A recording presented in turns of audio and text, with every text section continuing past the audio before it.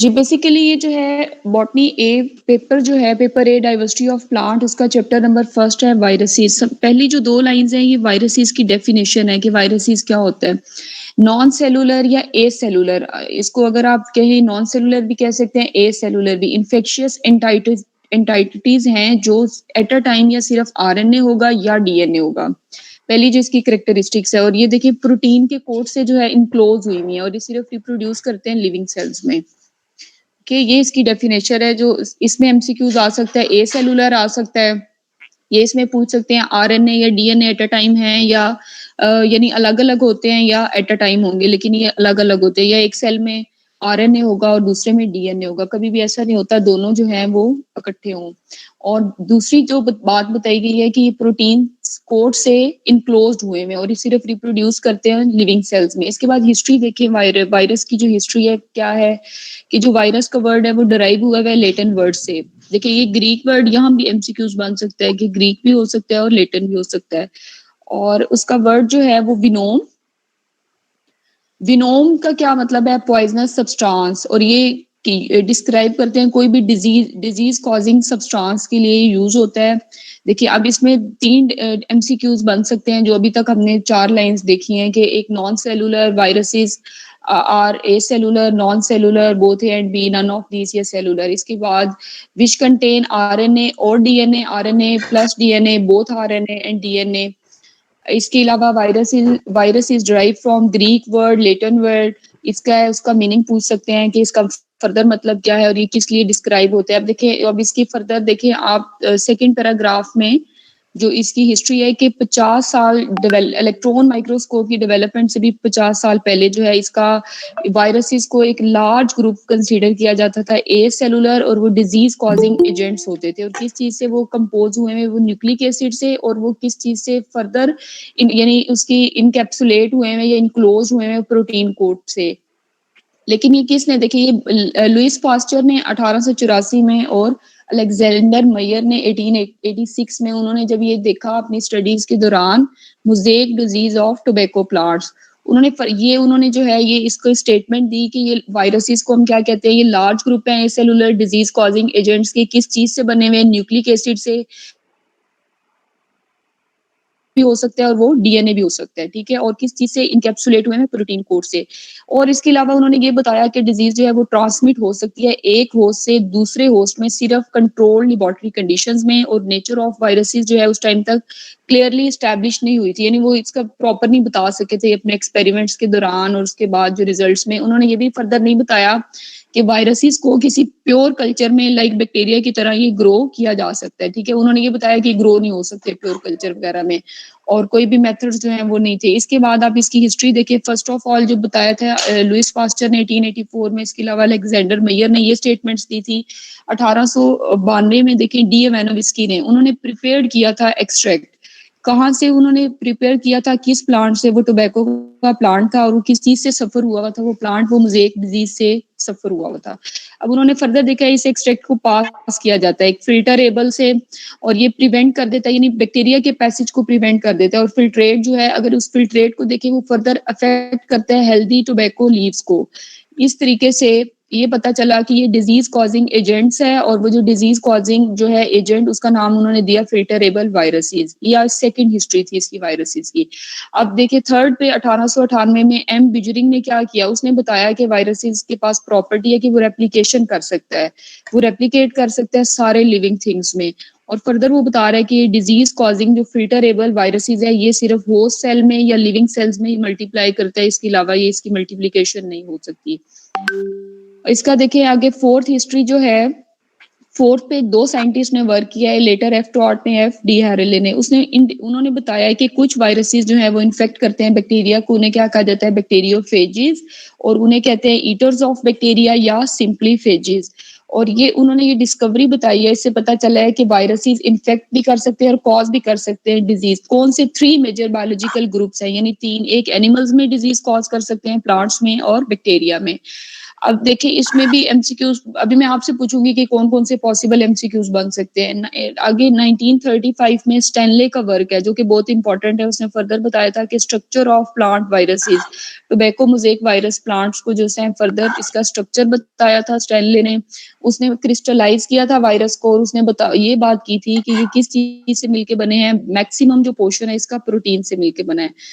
और बाकी जो साइंटिस्ट थे उन्होंने ये बताया था कि जो इसके क्रिस्टल्स हैं उसमें कुछ स्मॉल लेकिन कांस्टेंट अमाउंट ऑफ आरएनए भी है, लेकिन लार्जली जो उसका पोर्शन है वो प्रोटीन से है। लेकिन उसके बाद कुछ साइंटिस्ट ने बताया था कि इसमें स्मॉल है लेकिन कांस्टेंट अमाउंट कुछ प्रोपोर्शन है आरएनए का। उसके बाद केमिकल अगर हम स्टडीज देखें वायरसेस की, उसकी ये पता चला है कि कुछ में डीएनए के अलावा प्रोटीन्स भी है, लेकिन वायरसेस में एट अ टाइम डीएनए और आरएनए प्रेजेंट नहीं होते, एट अ टाइम सिर्फ एक ही एग्जिस्टेंस होती है। इसके अलावा न्यूक्लिक एसिड के अलावा वायरसेस में लिपिड होते हैं, small amounts of carbohydrate conjugated किस चीज से, प्रोटीन के कंपोनेंट से वो कॉन्जुगेट हुआ होता है। और इसके अलावा देखें लार्ज और मोस्ट कॉम्प्लेक्स जो वायरसेस है उसे कहते हैं पॉक्स वायरसेस। अब ये भी एक इम्पॉर्टेंट एमसीक्यूज है कि पॉक्स वायरसेस जो है largest and most complex viruses है। ये किस चीज से कंपोज हुआ है, न्यूक्लिक एसिड से, और इसके इंटरनल कंपार्टमेंट्स हैं जो सराउंड हुए हैं डिफरेंट मेम्ब्रेन्स वगैरह से। हाँ जी, इस फर्स्ट पेज में देखिए कोई चीज समझ नहीं आई तो पूछे।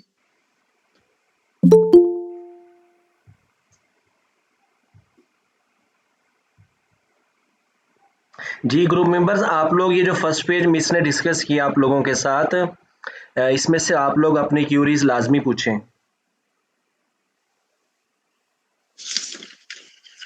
अब फर्दर है कैरेक्टरिस्टिक्स ऑफ वायरसेस, कोई क्वेश्चन है तो पूछें।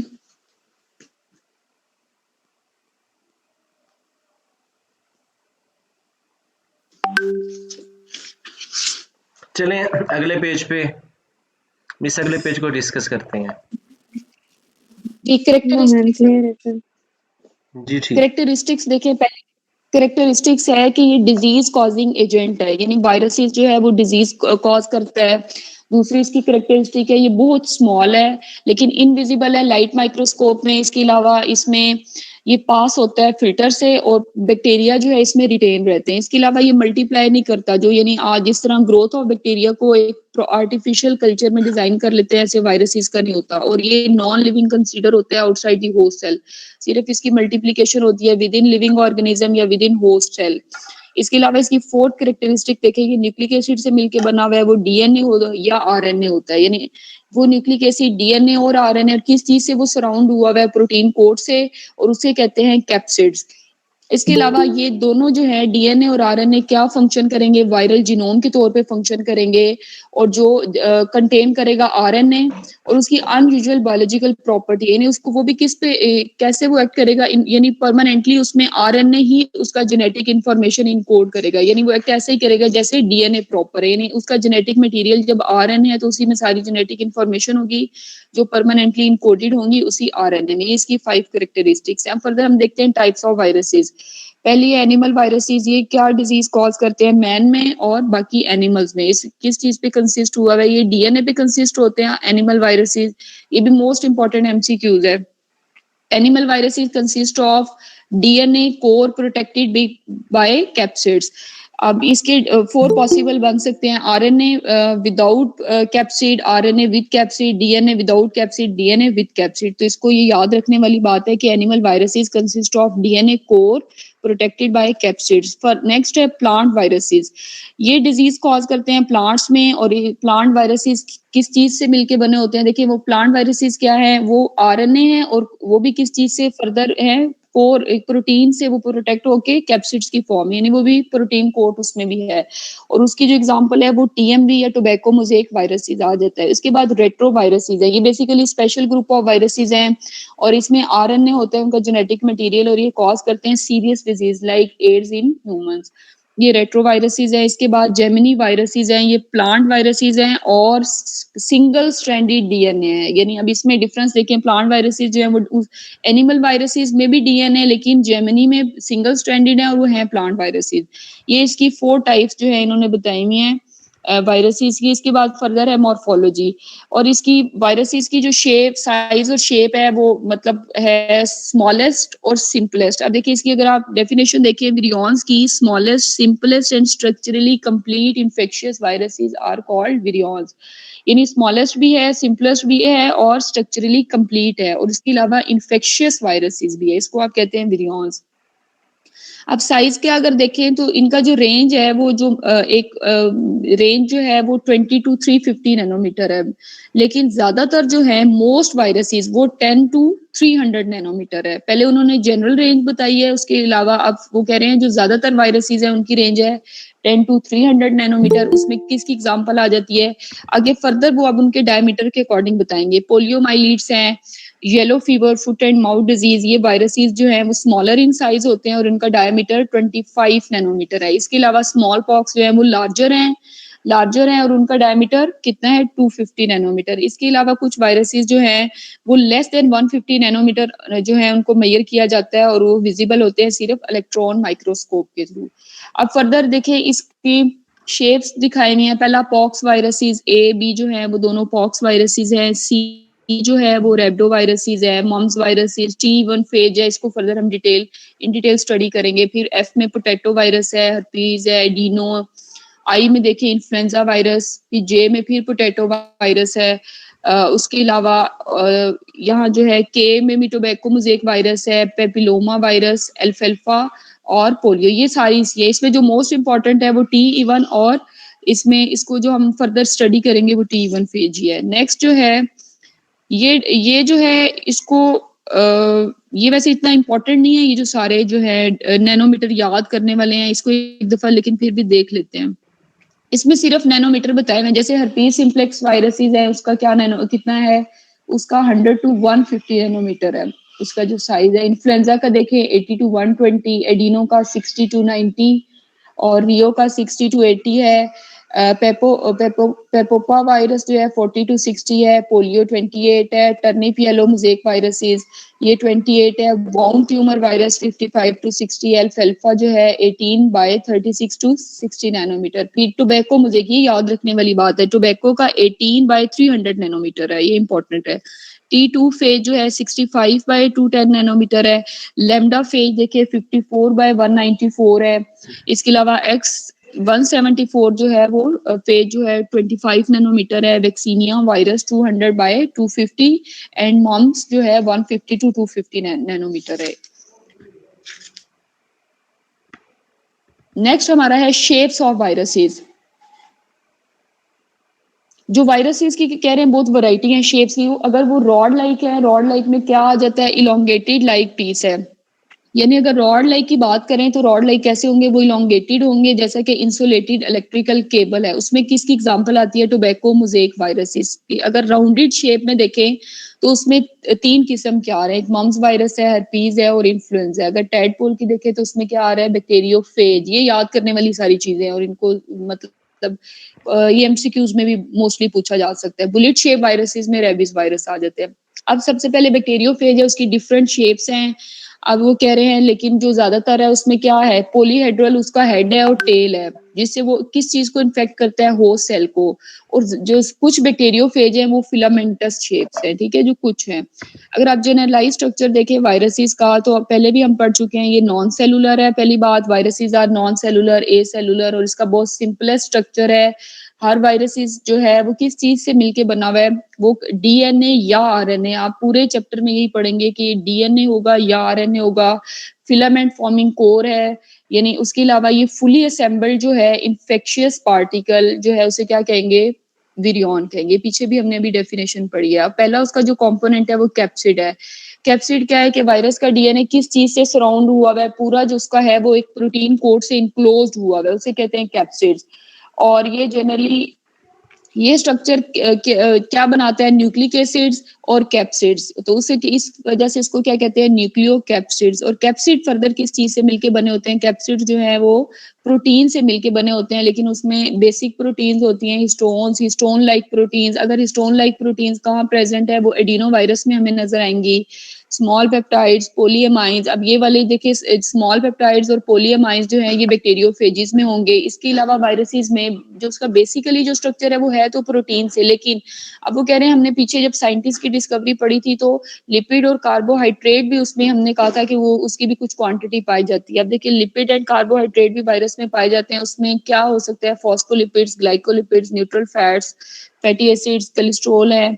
और फॉस्फोलिपिड जो है प्रीडोमिनेंट है वायरल के इन्वेलप में। ये इंपॉर्टेंट एमसीक्यूज है, इसको हाईलाइट करें। जो फॉस्फोलिपिड है ये प्रीडोमिनेंट होता है वायरल के इन्वेलप में। इसके बाद ये हमारा फर्स्ट कंपोनेंट था कैप्सिड्स। नेक्स्ट है कैप्सोमेयर, यानी जितने भी कैप्सिड्स हैं वो किस चीज से मिलके बने होते हैं, वो कैप्सोमेयर से मिलके बने होते हैं। देखिए जब कैप्सोमेयर हर यूनिट जो है कैप्सोमेयर का जब वो ज्वाइन होता है तो फर्दर कैप्सिड्स की फॉर्मेशन होती है।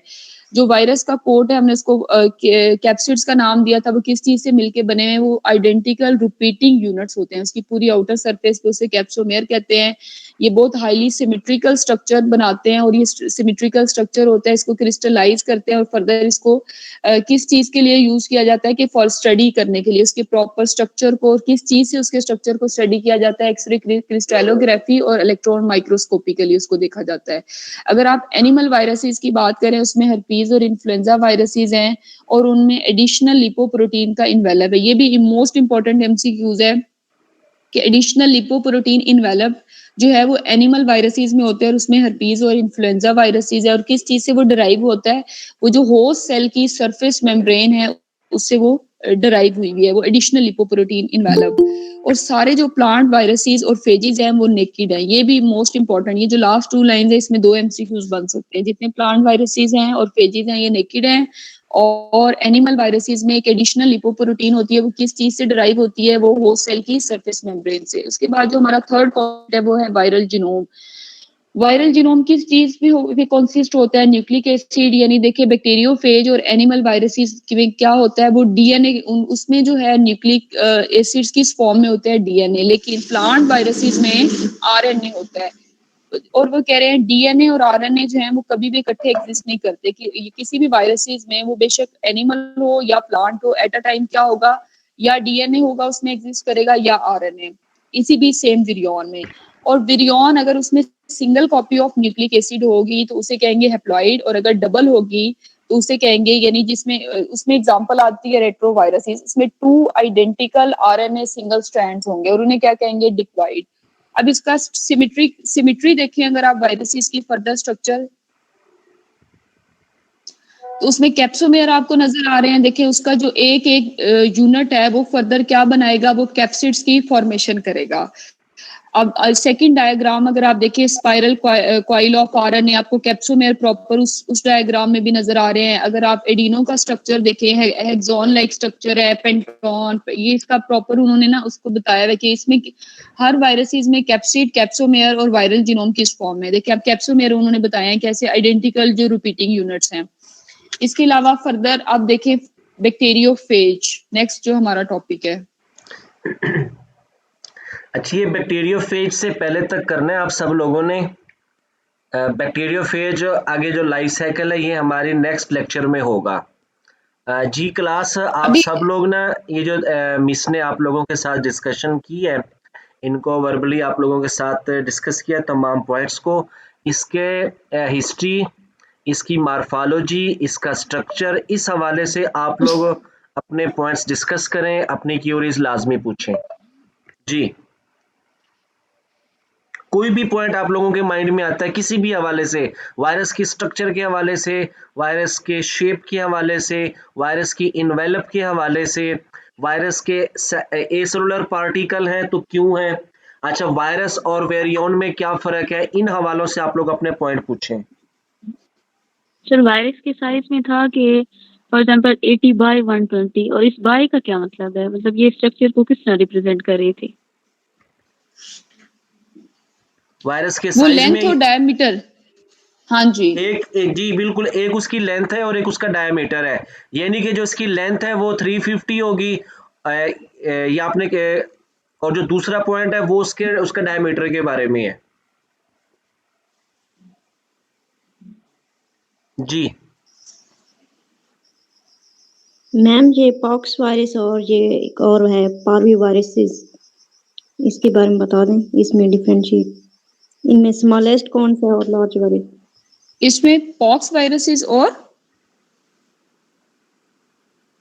दूसरा वायरसेस कौन सा आपने बताया? पॉक्स का तो मैंने बताया लार्जेस्ट है और कॉम्प्लेक्स वायरसेस है, यानी आप पहले पढ़ते आ रहे हैं सिंपलेस्ट उसको कहते हैं और स्मॉलेस्ट, लेकिन जो लार्जेस्ट वायरसेस है और मोस्ट कॉम्प्लेक्स है वो पॉक्स वायरसेस है। और के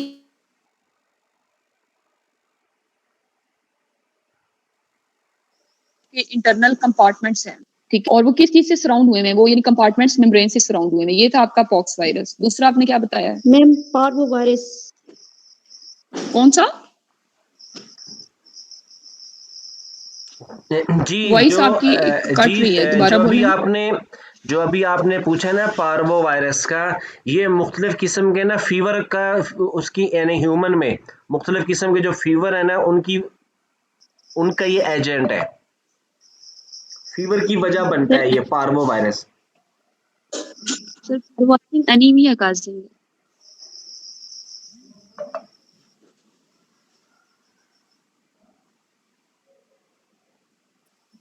और मैम वायरस और जो विरियन है इसमें डिफरेंशिएट कर दें।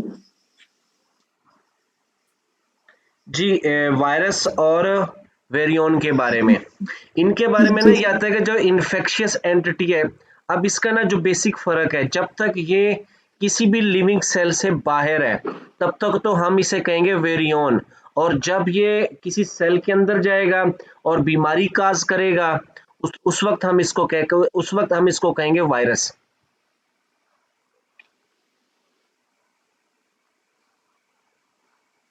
सर सामने लाइन में तो कुछ और नहीं लिखा हुआ। क्या? आप ये कह रहे हैं कि जब सेल के अंदर होगा और इन्फेक्शन काज करेगा तब हम क्या कहेंगे इसको? जब उसको वायरस कहेंगे। सामने क्या लिखा है? ये जो शेप और साइज के नीचे जो लाइन लिखी हुई है, हाँ जी, हाँ जी। जी viruses vary greatly in size and shape, smallest simplest and structurally complete। देखिए स्ट्रक्चरली कंप्लीट हम इसे क्या कहेंगे, यानी कि उसका प्रोटीन कोट भी होगा, अंदर न्यूक्लिक एसिड आया गया, डीएनए आरएनए कंप्लीट है। इन्फेक्शियस हाँ वायरसेस, जी, ठीक है। अब ये और इन्फेक्शन ये की इन्फेक्ट कॉज सुनिए, करे प्रॉपर जी अब ये इन्फेक्शन काज करेगा जिस वक्त ये चला जाएगा सेल के अंदर, उस वक्त हम इसे कहेंगे वायरस। अब जब ये कंप्लीट बॉडी बन चुकी है इसकी, अब ये किसी भी सेल के अंदर जाके बीमारी की वजह बन सकता है, इन्फेक्शन काज कर सकता है, हम इसे वेरियोन कहेंगे। ठीक है। यानी स्ट्रक्चरली और फंक्शनली ये है इसका बेसिक फर्क। अब देखें इसके ओके, स्टार्ट में उन्होंने ये बयान कर दिया स्ट्रक्चरली कंप्लीट है। अब ये ठीक है। मतलब सर जो बीमारी कॉज करेगा वो विरियन ही करेगा। नहीं बीमारी काज करेगा जब ये साथ ये भी मेंशन करेंगे inside the cell sir inside the cell होगा तो फिर विरियन होगा। वायरस।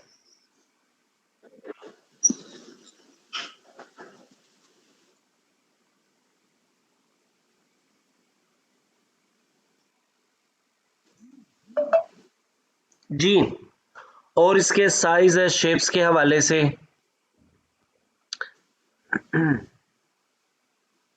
अच्छा एक और चीज मैं आप लोगों सर से शेयर वायरॉइड करूं, और प्राइम ये देखें इसमें भी ये डिफरेंस मैं है। आप लोगों से एक और बात शेयर करूं इसकी शेप के हवाले से। ये जैसे स्क्रीन पे नजर आ रहा है आप लोगों को, डी के बाद ये ई है बैक्टीरियोफेज की, ये उन्होंने हमें डायग्राम दिखाई है। इस हवाले से ना बाज़-औक़ात एमसीक्यूज पूछ लेते हैं। इसका जो ये हेड है ये कम्प्लेक्स हेड है, इस हेड की कितनी फेसेस हैं?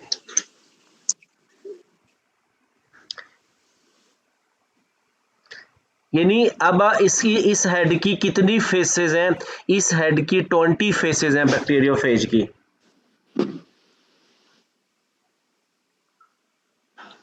कैसे सर 20 कैसे हैं?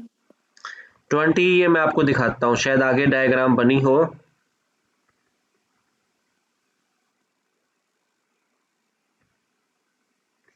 ये देखें इस तरीके से इनको काउंट करेंगे, ये तो A1 2 ये वाला है।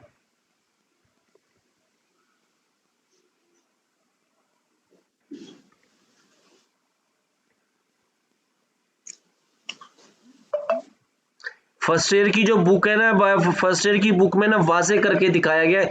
यहाँ पे इन्होंने डायग्राम को कंप्लीट नहीं दिखाया, ये काउंट हो जाते हैं आसानी से। उसमें इन्होंने कंप्लीट करके दिखाया है। फर्स्ट ईयर वाली बुक से आप लोग लाजमी देखिएगा इसकी फेसेस बाकायदा। जी सर। जी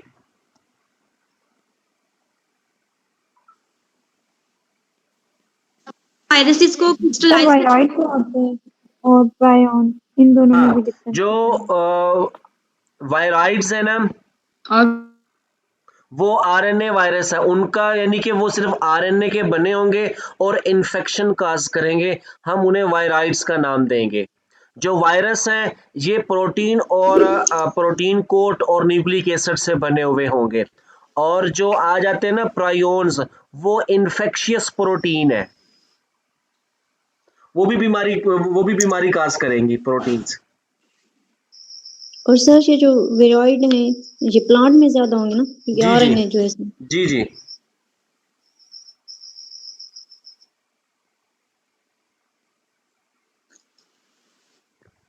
सर वायरस की क्रिस्टलाइजेशन के बारे में बता दें।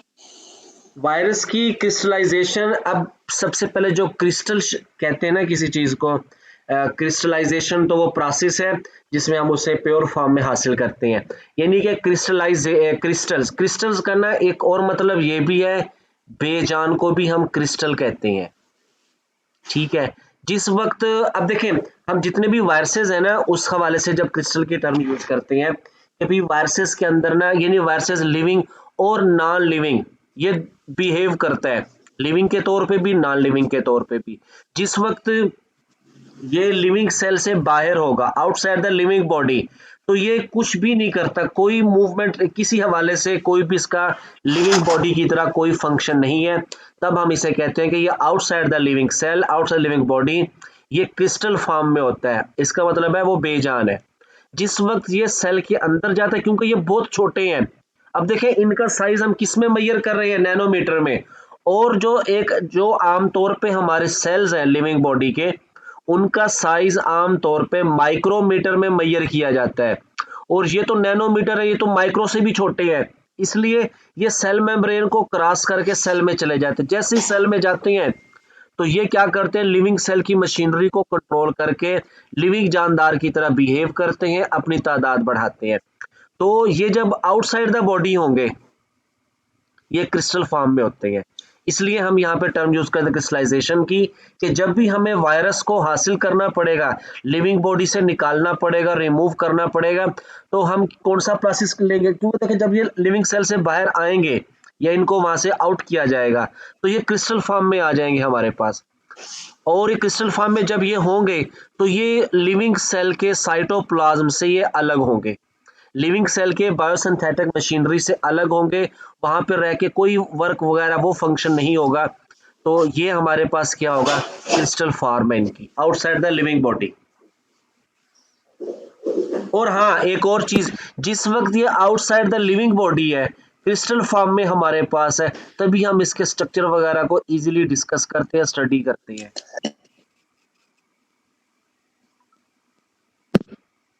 जी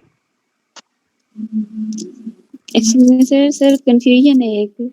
जी जी वायरस, वायराइड, वायरॉन, प्रोटॉन्स, सर इन चारों को एक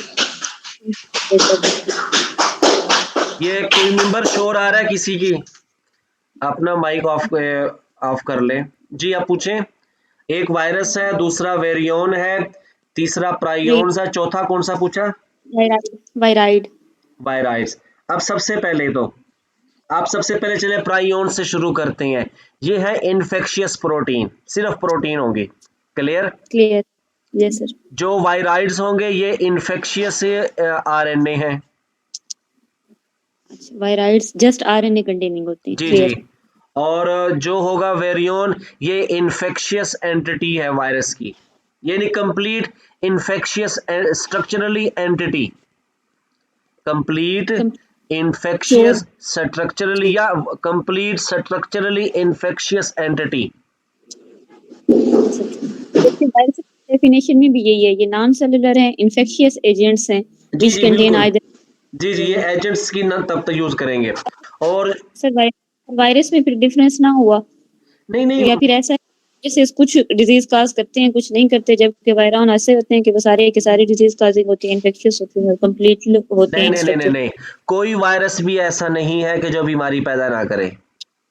ऑल सर फिर viruses, virion all viruses are, all viruses infectious, are parasite. Okay. फिर इन्फेक्शियस भी तो यही होता है कि वो डिजीज नहीं नहीं काजिंग होते हैं, तो नहीं नहीं, और बिल्कुल वायरॉन। बिल्कुल बिल्कुल बिल्कुल, इन्फेक्शियस भी यही होते हैं, बीमारी भी यही पैदा करते हैं। हम एक टर्म, एक वर्ड है ना, स्ट्रक्चरली का जब वर्ड अटैच किया हुआ है, देखिए एक चीज है ना, उसको मुख्तलिफ एंगल से बयान किया जाता है। Yes sir. ये थोड़ा सा इस हवाले से सिर्फ वर्डिंग का फर्क है। और जो जब हम इसके डिटेल में जाएंगे तो ये सेल के आउट है या सेल के इनसाइड है, ये तब हम यूज करेंगे। Okay sir sir. वायरॉन्स को वायरस की एक्टिव फॉर्म कह सकते हैं? बिल्कुल। हाँ यस सर, यस सर, अब क्लियर हो गया। Thank you sir. जी, वायरल जीनोम है।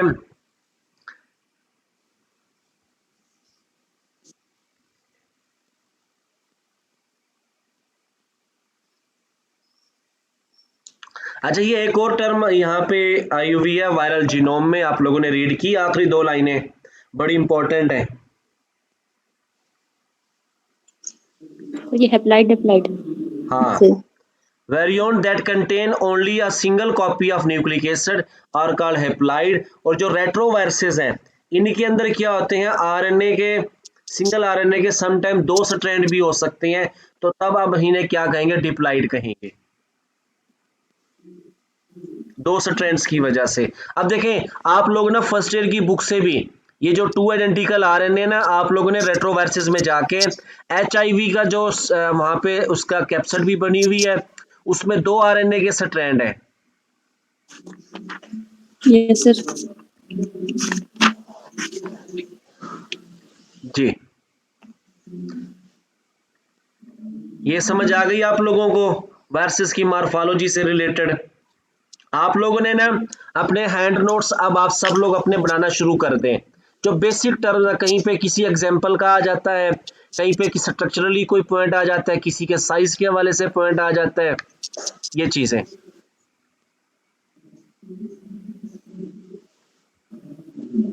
सर वैसे हैंड रिटन नोट्स जरूरी होते हैं, बुक्स पे ही हाईलाइट करते हैं, नहीं टाइम बिल्कुल काफी लगता है। नहीं, बिल्कुल हैंड आप देखें, बुक पे हाईलाइट कर तब भी वो तो और भी अच्छा है, जब रीड करोगे बुक की स्टेटमेंट भी सामने होगी, आपका वो लिखा हुआ भी सामने होगा। अगर कोई ऐसे नहीं करता, अलग से लिखना चाहे, तब भी बेस्ट है। जी सर। वो जो आप कह रही थी ना, उसका वायरस का, पार्वो वायरस का एनीमिया काज करता है, मैंने उसका एक जगह पढ़ा था कि ये सम फीवर की काज भी बनता है। डॉग्स में भी होता है ये बहुत ज्यादा। जी,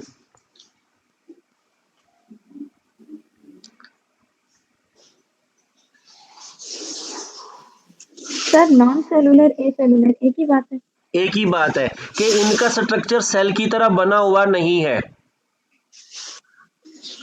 कि इनका स्ट्रक्चर सेल की तरह नहीं, जैसे कि सेल में साइटोप्लाज्म है, प्रोटोप्लाज्म है, सेल मेम्ब्रेन है, ऑर्गेनेलीज है, न्यूक्लियस है, इस तरह का वायरस में कोई भी स्ट्रक्चर नहीं है, इसलिए हम इन्हें क्या कहेंगे, ए सेलुलर। अब देखें नॉन सेलुलर से पहले जो टर्म ए है, इसका मतलब होता है एब्सेंट, कि सेल की तरह का इसके अंदर कोई भी स्ट्रक्चर नहीं है।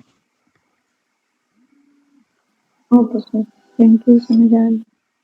जी, ये सर ये बातें जो सबको क्लियर हो गई? सर एक क्वेश्चन था। जी जी, यस सर, ये जो कोरोना वायरस है सर, ये जो आउटसाइड दी बॉडी होगा, मतलब ये विरियन की टाइप होगा वायरस? वेरियोन की। Okay sir. अच्छा, कोई बताए कोरोना वायरस का जीनोम किस चीज का बना हुआ है? किसी आरएनए। ने, किसी ने आप लोगों में, आरएनए, जी, आरएनए। Single standard RNA. हाँ जी। अच्छा चले एक और जनरल बात डिस्कस करता हूं कि एचआईवी की वैक्सीन अब तक कामयाब क्यों नहीं हुई? हालांकि देखें ना, कोरोना वायरस तो अब आया है, इसकी वैक्सीन उन्होंने 1 साल 6 महीने में बना के सामने उन्होंने रख दी। अब HIV तो कितने अरसे से है, उसके बारे में तो मालूमात भी सारे हैं, लेकिन अभी तक उसकी वैक्सीन नहीं कामयाब हो रही। क्यों? सर HIV में म्यूटेशंस होती रहती हैं, एक बनते हैं वो असर नहीं करती है, फिर म्यूटेशन हो जाती है, ये भी ये रीजन है। इसके अलावा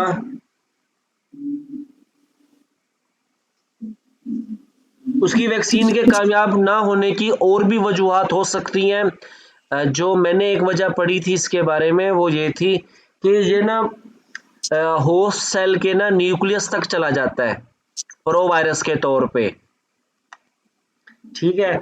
और अब तक जितनी भी वैक्सीन जो कामयाब हुई हैं, वो साइटोप्लाज्मिक रिएक्शन तक कामयाब हुई हैं, कि वो साइटोप्लाज्म में होते हुए एक्शन करती हैं और जो भी उनका एजेंट होता है उसको मार देती हैं, एंटीबॉडीज फला जो भी स्ट्रक्चर बना के।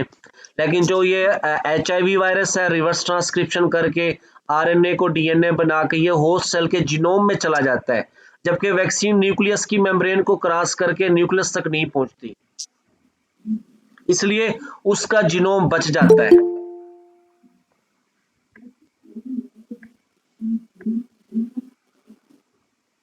जी, तो ये रिपीट कर दूं प्लीज वो HIV वाली बात रिपीट कर दें, वॉइस इंटरप्ट हो रही थी। सर ये वैक्सीन वाली बात कि जीनोम को जाके इफेक्ट करती है, ये वाली बात मैं ये रिपीट कह रहा हूँ, करते जो मैंने इसकी एक वजह पढ़ी है ना, वो ये थी जी सर। कि HIV वायरस है ना, इसका जीनोम RNA का बना हुआ है, ठीक है, रेट्रो वायरस है। जैसे ये होस्ट सेल के साइटोप्लाज्म में जाता है, रिवर्स ट्रांसक्रिप्शन करके अपने RNA से DNA बना लेता है, और ये वायरस का DNA फिर होस्ट सेल के जो व्हाइट ब्लड सेल है उसके न्यूक्लियस में चला जाता है और जाके व्हाइट ब्लड सेल के DNA का हिस्सा बन जाता है। यहाँ तक बात क्लियर? Yes sir. ठीक है, मतलब ये है कि अब यहाँ तक ये बात हमें समझ आई है कि वायरल DNA जो कि अपने RNA से DNA बना है रिवर्स ट्रांसक्रिप्शन करके, अब ये होस्ट के जीनोम में हिस्सा बन गया, प्रो वायरस कहलाएगा। Yes sir. और जो जितनी भी अब ये वहां चला जाता है, अब जितनी भी वैक्सीन जो कामयाब हुई हैं वो साइटोप्लाज्म तक एक्शन करती है, क्लियर। और जबकि उसका उसका तो डीएनए उसका डीएनए सेफली तौर पर कहाँ मौजूद है, न्यूक्लियस में। न्यूक्लियस के अंदर तक अभी कोई वैक्सीन मूव नहीं कर पाई। क्या पता आने वाले टाइम में कोई ऐसी मॉडिफिकेशन करे कि वो वैक्सीन न्यूक्लियस तक पहुंच जाए और जाके जीनोम को ही खत्म कर दे। सही तो सही। सर वो ठीक। तो होस्ट का बन चुका होगा DNA, तो फिर वो होस्ट के DNA पे कैसे इफेक्ट करेगी? नहीं, मैंने कहा ना आने वाले वक्त में कोई ऐसी मॉडिफिकेशन हो जाए। देखिए, अब देखिए ना, अब जो वो वैक्सीन है स्पेसिफिक उनका टारगेट होगा। अब देखें, अब जैसे हमारे पास HIV है, उसका वायरस जैसे ह्यूमन जीनोम प्रोजेक्ट के जरिए ह्यूमन जीनोम की एक एक क्रोमोसोम के DNA की सीक्वेंसिंग हो चुकी है। HIV वायरस है, उसकी भी सीक्वेंसिंग होगी, तो वो उसी सीक्वेंस को जाके क्या करेगी, वैक्सीन टारगेट करेगी। इस टाइप की कोई भी चेंजेस मतलब सामने आ जाए और हम उसको भी कंट्रोल कर लें, HIV को भी। जब सर उसके ये तो जब अटैक उसके जब उसके DNA को कंट्रोल कर लेंगे हम लोग, उस स्पेसिफिक सीक्वेंस को जो कि होस्ट के जीनोम में हिस्सा बन चुका है, उसकी सीक्वेंस को वो म्यूट कर देगा। अब आगे वो फर्दर अपनी ट्रांसक्रिप्शन करके मजीद RNA नहीं बनाएंगे, न्यू वायरस नहीं बनेंगे, और इसका बस लाइफ साइकिल यहीं पर स्टॉप हो जाएगा। तो सर अगर CD4 जो रिसेप्टर है वो ना हो तो फिर ये अटैच नहीं हो सकेगा HIV वायरस।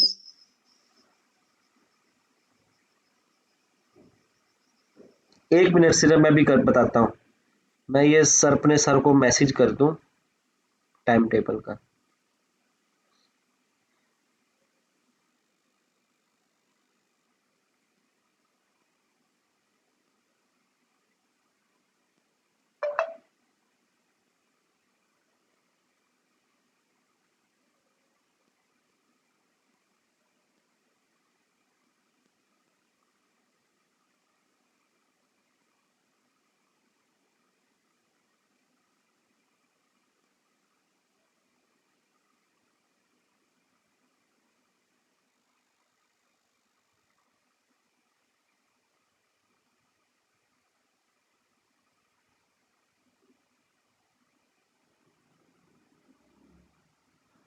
जी अभी अभी पूछ रहे थे CD4 रिसेप्टर की। जी बताएं। सर मैंने कहा अगर CD4 रिसेप्टर रिमूव हो जाए फिर ये अटैच नहीं हो सकेगा HIV वायरस? नहीं, CD4 रिसेप्टर अगर रिमूव कर दिए तो वो होस्ट सेल अपना बचाव नहीं कर पाएगा। अब बिल्कुल इसी इसी इसी चीज के बारे में ये है कि जो हमारे पास खास किस्म के यानी CD4 रिसेप्टर है या अदर टाइप के रिसेप्टर्स हैं, ये वायरस यानी कि होस्ट सेल बना के रखता है अपने, उसके ऊपर मौजूद होगा। अब बाजुकात यह आता है कि अगर हम CD4 रिसेप्टर सिर्फ CD4 रिसेप्टर है ना, ये मल्टीपल एक्शन होते हैं, एक एक पैरासाइट के लिए नहीं, अदर पीप जो होते हैं पैरासाइट वगैरह उनसे रिलेटेड भी होते हैं। अगर हम इनको, अब जैसी एक वायरस आएगा ना, कोई पैथोजन आएगा, वो अपना स्पेसिफिक केमिकल खारिज करेगा जो जाके CD4 रिसेप्टर को उसको म्यूट करेगा, उसमें कोई चेंजेस लेके आएगा, फिर अपनी अटैचमेंट उसके ऊपर जाके करते हैं। उस वक्त तक होस्ट सेल भी क्या करेगा, प्रोटीन बनाएगा अपने CD4 रिसेप्टर के हवाले से, और उसको जो होगा ना, जो ये होगा पैथोजन, उसको अटैच नहीं होने देगा। अगर हमने CD4 रिसेप्टर रिमूव कर दिए, ठीक है, HIV तो आके अटैच नहीं होगा, एक चीज है, लेकिन अदर वायरसेस उसके ऊपर अटैच, क्योंकि CD4 रिसेप्टर ये एक तरह से सेल की आइडेंटिफिकेशन पॉइंट है और सेल की इम्यूनिटी का पॉइंट भी होते हैं रिसेप्टर। Okay sir. हम उसको रिमूव नहीं कर सकते।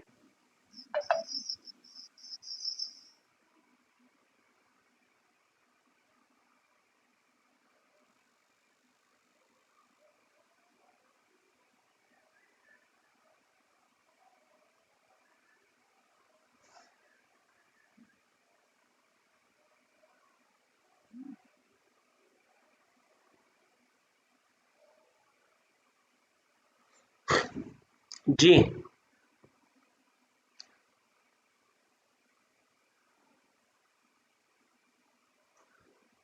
ये वाला पोर्शन क्लियर हो गया आज आप लोगों को सारा?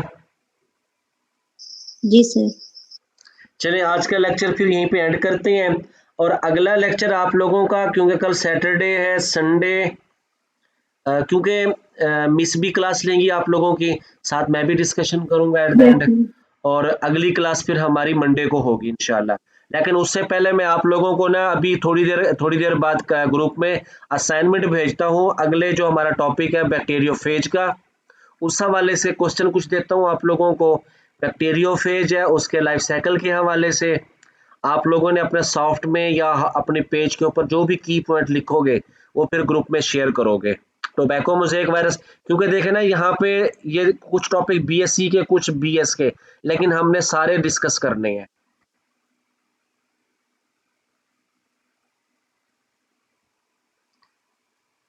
ये बातें समझ आ गई मेरी आप लोगों को? यस जी सर सर। समझ आ गई। जी ठीक है, फिर मंडे को इंशाल्लाह हमारी क्लास होगी।